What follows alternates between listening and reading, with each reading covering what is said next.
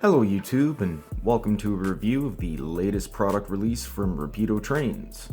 So in front of me I've got two of the new LRC Bombardier cars, and the third one in the older blue paint scheme is actually one from the earlier Ready to Run release, I think from about 2009-2010. So, first created in 1981, the Bombardier LRC, or Light Rapid Comfortable, has dominated Via Rail services in the Ontario-Quebec corridor. In the early 2000s, Via announced a major rebuild that would extend the life of its fleet for at least another 20 years.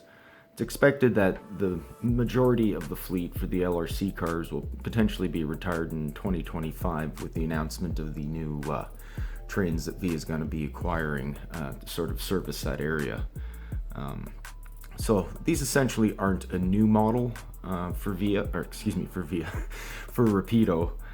This is probably, I'd say, maybe their third or fourth run of these.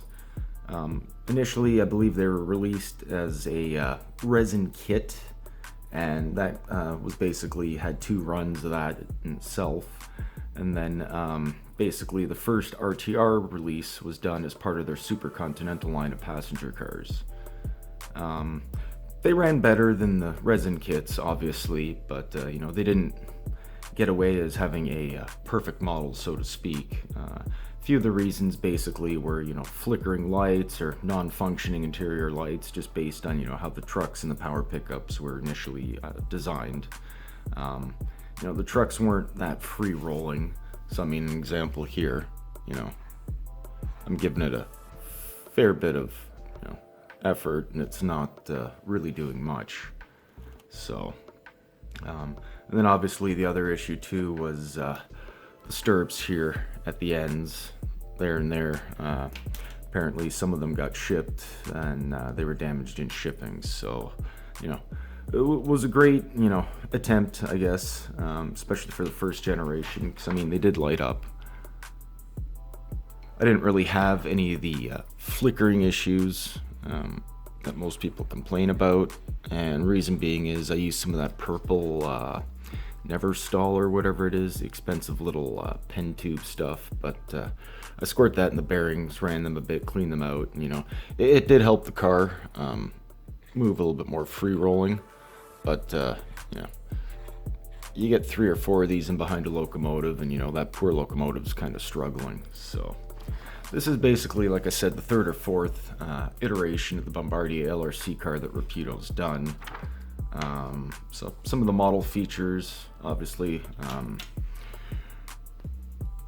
they basically retooled the entire shell and everything so that it's a little bit more accurate in terms of scaling and sizing to the blueprints. They've done a great pad printed job here with all the colors for the Canada 150. And obviously the Via 40 and the green executive cars.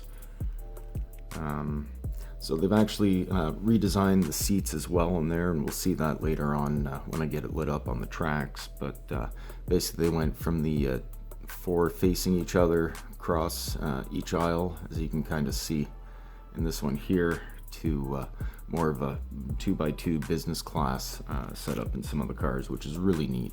Because instead of just being beige plastic seats, they've actually gone ahead and painted the headrests and everything as well. So that's a really nice touch from Rapido, and it really adds to the level of quality and detail that they continue to produce.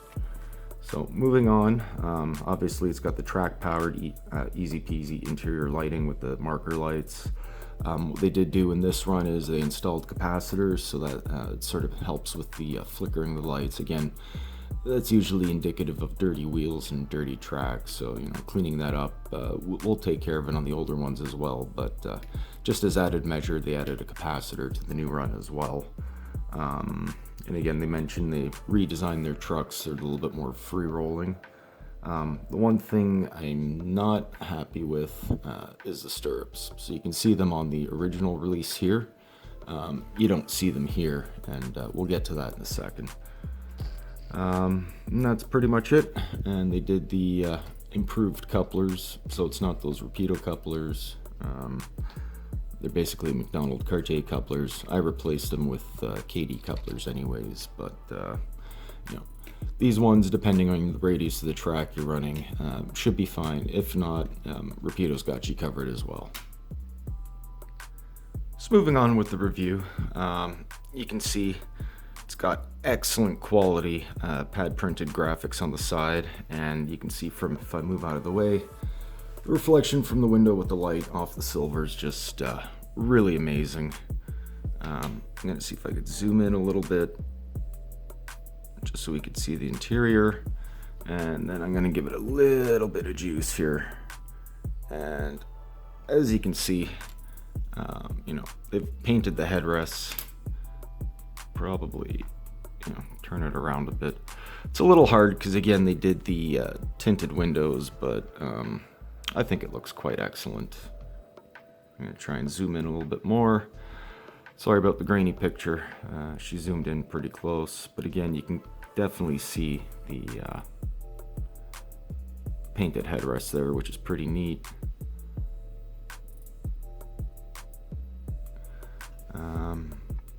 So again, they did do the factory applied grab irons. And the good part about that is they are metal.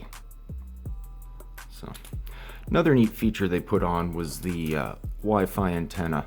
So this isn't one of the business class cars. This is just one of the normal coaches. So the business class cars, actually, they did a really cool upgrade with, which was they added the 4G antenna arrays up on the front, whereas obviously in the original release, they just had this sort of satellite data in motion dome. So kind of neat. At least they tried back in the day, but I mean, obviously, you can even tell with just the vividness of the yellow, the difference of the quality of the paint job there. So moving on with the update, they did basically the traditional stuff here, where they got the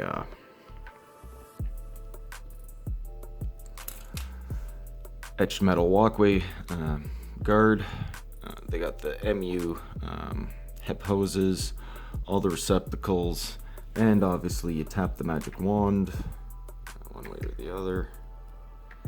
Can never find these things. There we go. And you got the red illuminated taillights. The cool feature about these new ones, as soon as I find, whatever.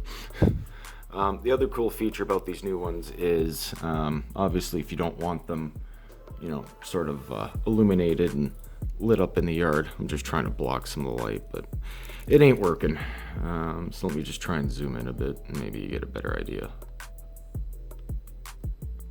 But I actually know what might work if I turn off one of the studio lights. Maybe the other one too. There we go.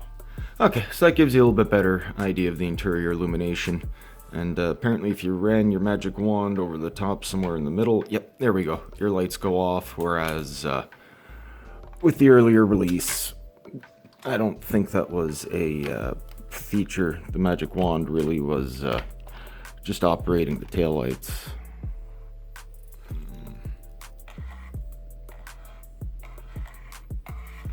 Yeah, so it's only doing the marker lights on the end. So that's definitely a nice feature too if you're parking your train and you want to turn off all the lights, just to save the load on your DCC system, So one thing obviously I like to do is sort of get a weight comparison, obviously, between manufacturers and even various runs of the same manufacturer. So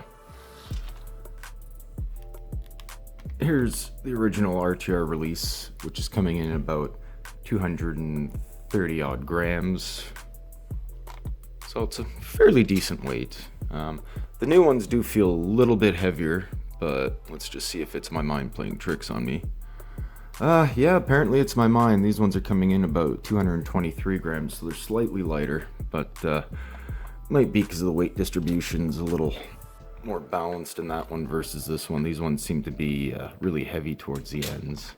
So, and finally, what you get in the box. So you get basically the traditional Rapido packaging. They've just sort of updated the graphics and look of their packaging for their LRC cars, but the plastic part and everything's still the same. One thing, obviously, you'll probably notice from here is now they're including foam there, and there's actually some on the ends as well. So I don't know if that's excessive. I mean, in my opinion, I've got 6 of the old LRC cars, and I've got 6 of the new ones.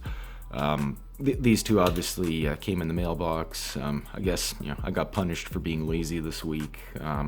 Mailbox is already full, so that's all the postman could stuff in there. So there's actually 4 more that he's supposedly gonna drop off on Monday, which will be the other ones. It'll be my Via 40 business car, Canada 150 business car with all the nice colorful graphics on it. But what you do get in the box here, typically, is obviously the diaphragms and stuff.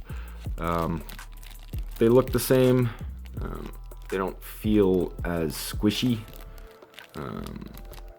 So they may have changed that. They may have changed it out, the plastic. These ones, the older ones, had sort of like a rubber membrane with etched metal plating on the end. And then obviously you also get your stirrups that you have to put in. So I'm not too happy about that one, but I sort of see their logic in that, right? I mean, if it's coming damaged, nobody wants a brand new $100 and some odd car with bits floating around in the box. So a little bit of work. You have to do it once, but it'll be a lifetime of enjoyment, right? And then in terms of you guys running the tighter radius curves, they've also included longer shank couplers to sort of ease with that. They recommend placing just one on each end, or sorry, one on one end, and then see how that works. If that's still not doing it for you, then replace both couplers. But that's pretty much it for the review of this update. Retail price for these units, they're varying. These ones, I believe, were about $129.99, and then the ones with the more colorful graphics and stuff, I think, were coming in for like $139.99 list Canadian. So all in all, it's pretty good. I remember paying about $50 or so for the original RTR release. So I mean, they have jumped up in price considerably over the years, but again, it has been, I think, at least 10 years or so since Rapido's done a release of them. Speaking of Rapido releases, looking at their new newsletter, they've got 2 Bud car releases that they've come out with. So here's the new Rapido Bud baggage and dormitory car. Obviously they got it in CP maroon, the Pac-Man, Via Rail, and a couple other US road names. And this is something I think that we've all been wanting for quite some time, or at least those of us that are sort of modeling the Canadian train. And then the other big Bud announcement that they have is they've also brought out their Manor Cars.